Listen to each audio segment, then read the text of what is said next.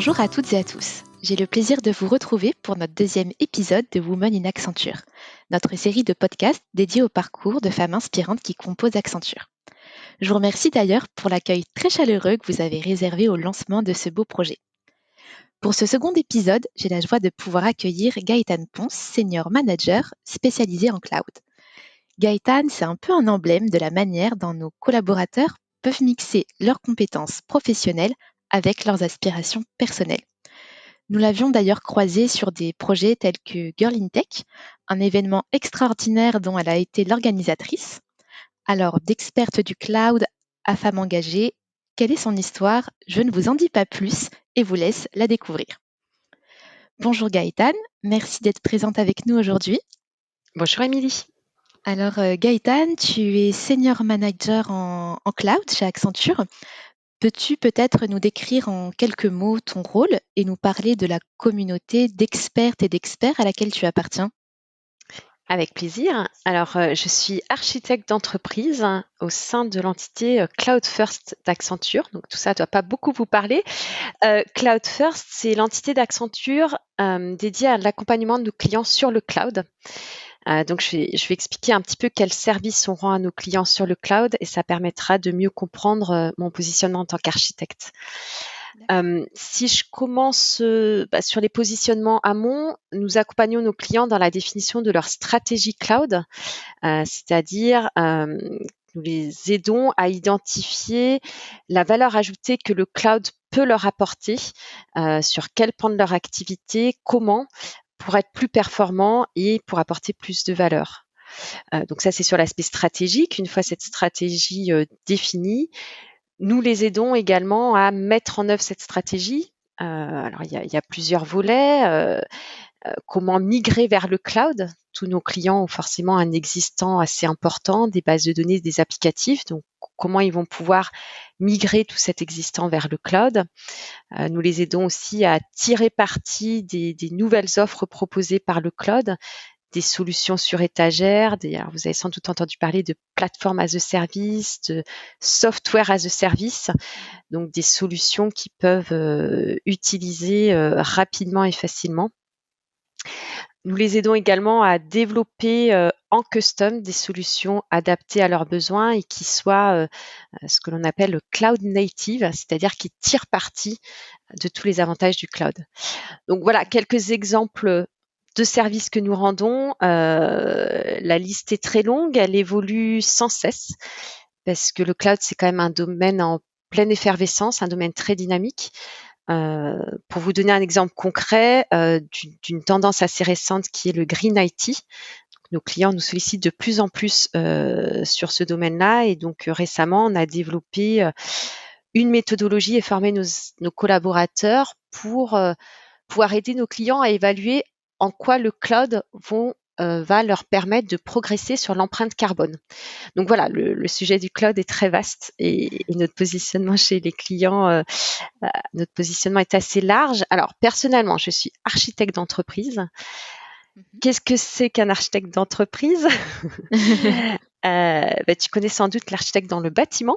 Oui, tout à fait. Voilà, un peu plus facile à s'imaginer. Donc l'architecte dans le bâtiment, il va concevoir le plan du bâtiment Mhm. en partant des besoins de son client, des contraintes de l'environnement. Et puis, une fois ce plan réalisé, il va coordonner la réalisation en s'appuyant sur des spécialistes, alors des menuisiers, des maçons, etc. L'architecte d'entreprise, c'est la même chose, sauf que le plan que je construis, c'est pas le plan d'un bâtiment, mais le plan du système d'information de l'entreprise. D'accord. Voilà, et les spécialistes sur lesquels je m'appuie ne sont pas des maçons ni des menuisiers, mais plutôt des spécialistes du réseau, du stockage, des développeurs. Oui, alors tout de suite, ça image et rend la chose beaucoup plus claire pour nous. Merci, merci Gaëtane.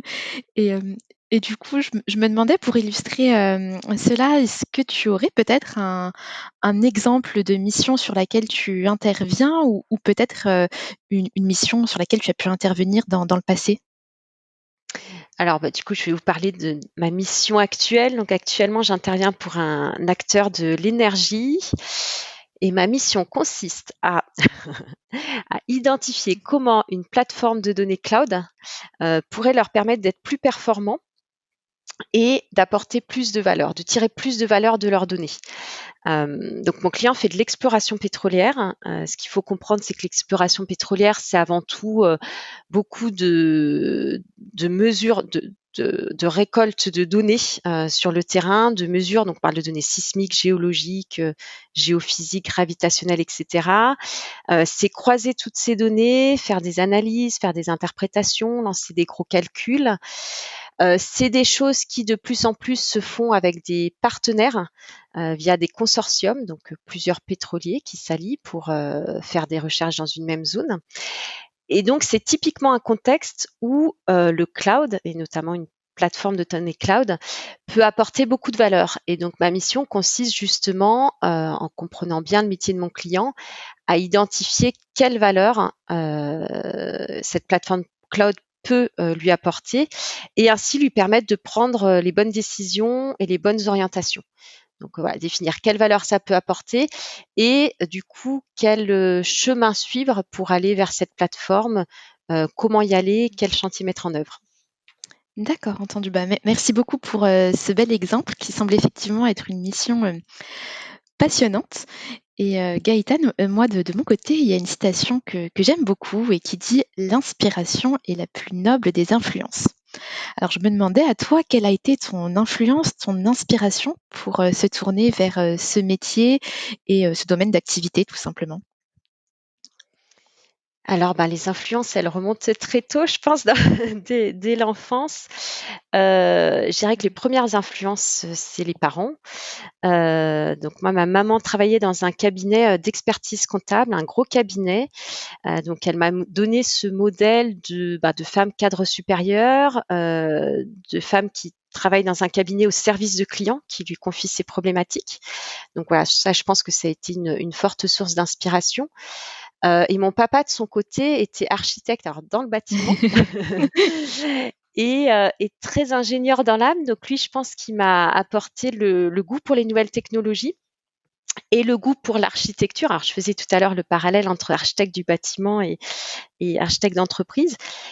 Et même si les compétences techniques sont bien sûr très différentes, il y a énormément de compétences en commun en fait entre les deux métiers sur la manière d'aborder les situations avec une approche très holistique, sur la capacité à s'adapter à des nouveaux contextes, à être innovant, à s'appuyer sur des experts. Donc voilà, je pense que la combinaison de ces deux influences m'a incité à m'orienter vers le conseil. Alors m'a incité d'abord à faire des études d'ingénieur. D'accord. C'est vrai que moi j'ai eu une éducation très peu genrée, donc j'ai trouvé très naturel de faire un bac S, de faire des classes préparatoires en mathématiques, puis une école d'ingénieur. J'aimais bien les maths et comme j'avais encore une fois un cadre assez peu genré, j'ai pas été Mmh. freinée par ça. D'accord, oui, c'est important. Tout à fait. Alors pour tout dire, j'ai commencé à réaliser que ce parcours était pas si commun pour une fille, en deuxième année de classe préparatoire, parce qu'on était 3 filles sur 35. Donc là, je me suis dit: «Ah, il y a quand même un truc». Mais je pense que mon parcours était suffisamment avancé pour que, ce soit trop tard pour faire demi-tour. Donc du coup, voilà, du coup, je j'ai pas remis en cause, mes choix, naturels. D'accord. Et ensuite, pourquoi le choix du conseil? Alors, pour être tout à fait honnête, je ne connaissais pas Accenture avant de postuler, et je connaissais même pas du tout le secteur du conseil, n'ayant aucun proche en fait qui travaillait dans ce secteur-là.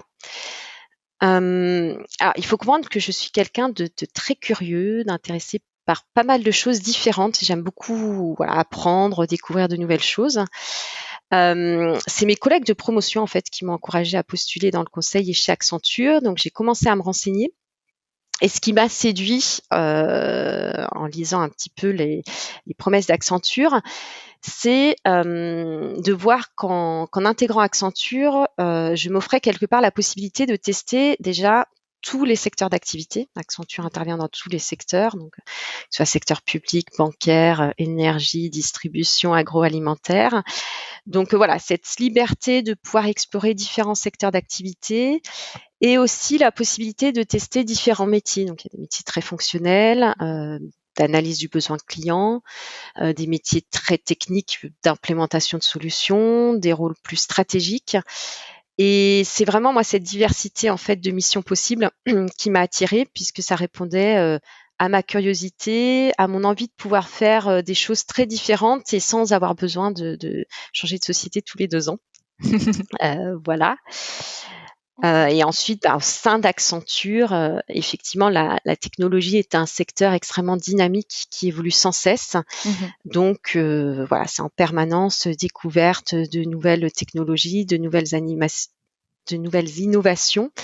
Donc, c'est de la formation continue sur le terrain via des formations plus formelles. Notre offre de formation est assez riche et c'est ce qui permet d'évoluer, ce qui m'a permis de me positionner depuis quelques années sur le cloud.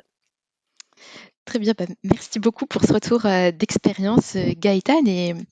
Et on peut le dire, plus qu'une collaboratrice, tu es une personne engagée sur le sujet des femmes dans la tech. On se demandait pourquoi c'était important pour toi et en quoi travailler chez Accenture t'a permis d'agir à ton niveau. Alors, pourquoi c'est important? Tout d'abord, la réalité, c'est que les femmes sont encore largement sous-représentées dans le monde des technologies. Donc, pour donner quelques chiffres que moi je trouve très marquants, aujourd'hui, il n'y a que 28 de femmes en école d'ingénieur, donc à peine plus d'un quart, alors qu'elles représentent 47 en terminale S. Alors personnellement, je trouve ça extrêmement dommage. Dommage pour ces femmes qui aiment la science, qui aiment les technologies et qui finalement n'osent pas ou ne peuvent pas se lancer dans ce type de carrière. Dommage aussi pour les femmes comme moi qui sont dans ce secteur-là et qui du coup sont minoritaires, avec le risque à un moment de moins se sentir à sa place. Mhm. Et puis, dommage aussi tout simplement pour les entreprises qui perdent des collaboratrices de talent. Il y a beaucoup d'études qui ont montré que la diversité est vraiment une source de performance et d'innovation, parce qu'on mélange voilà, des personnes qui ont des qualités, des idées différentes. Donc il y a un vrai enjeu en fait pour les entreprises à pouvoir attirer les femmes. Mhm. Voilà la raison pour laquelle j'ai choisi effectivement de m'investir sur le sujet, notamment en intégrant il y a quelques années l'initiative Equals au sein d'Accenture, donc égal à égal en français, dans laquelle nous menons un certain nombre d'actions, alors très concrètes, pour favoriser l'égalité, pour favoriser la compréhension. Euh, pour donner un exemple que moi j'aime beaucoup, on a développé une application en réalité virtuelle. Donc on demande à nos collaborateurs de mettre un casque de réalité virtuelle, des lunettes de réalité virtuelle, et on les immerge dans des situations professionnelles en les faisant interagir, en leur faisant prendre des décisions. Et à la fin de la mise en scène, on fait un feedback pour leur montrer à quel point les biais inconscients et les stéréotypes ont pu influencer leurs décisions. Voilà, c'est ce type d'action que je trouve très éclairant, euh, très enrichissant. Après, Oui, c'est intéressant. il y a des actions, bien sûr, de coaching aussi pour accompagner les femmes, des actions de recrutement. Tu parlais en introduction de Girls in Tech, Oui. qui est un événement effectivement que j'ai organisé il y a 2 ans et qui m'a vraiment passionnée, qui était un événement pour le coup à destination d'un public très jeune puisque c'était des collégiennes de 4e et 3e. L'idée, c'était de dire que finalement, dès le collège et même dès la fin de la primaire, certaines filles se détournent de la technologie, non pas parce qu'elles n'aiment pas ça, mais en raison de biais et d'influences qui leur font penser qu'elles n'ont pas leur place dans ce secteur. Donc voilà, on mène des Oui. actions aussi auprès des plus jeunes pour leur montrer que non, les femmes peuvent s'épanouir dans ce secteur-là et qu'elles y ont leur place si elles souhaitent poursuivre dans cette direction. Et du coup, justement, j'avais une question pour terminer qui fait un peu suite à ce que tu viens de dire, Gaëtane. On remarque, et tu l'as dit, qu'il y a peu de femmes dans les métiers, dans le secteur de la technologie et des sciences, et que finalement, trop peu de jeunes filles choisissent ces études. Est-ce que tu aurais un message ou peut-être un conseil pour ces futurs talents qui hésitent encore à se lancer dans nos métiers? Alors le premier message, ce serait de ne pas se censurer, de ne pas s'auto-censurer, donc de suivre leurs envies, de suivre leur cœur. Les métiers de la technologie, honnêtement, n'ont pas de genre, hein, donc les femmes y sont tout à fait légitimes. C'est vraiment un secteur, les technologies, qui est très dynamique, qui évolue beaucoup. Donc pour les personnes qui sont curieuses et qui aiment apprendre, c'est un secteur qui est très passionnant.